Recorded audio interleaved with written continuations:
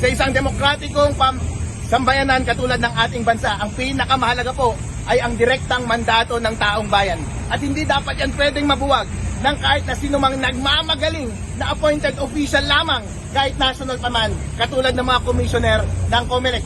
Para ako'y pigilan nila sa aking pagkadeklara, kailangan nilang magbigay ng napakabigat na ebidensya para patunayan na ang sinasabi nilang fake news ay totoo nga ang fake news.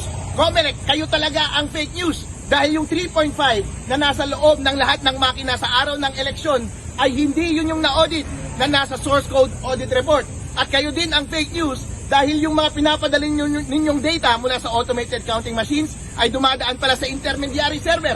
Pinapakailaman ninyo para posible para sa inyo na dayain ang resulta ng eleksyon.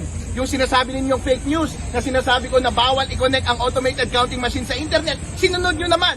Paano naging fake news yun? Mas daig pa ninyo ang isang diktador dahil kayo na ang nagdidikta mismo ng kapalaran ng ating bansa, hindi man lang kayo nahalal ng direkta ng taong bayan.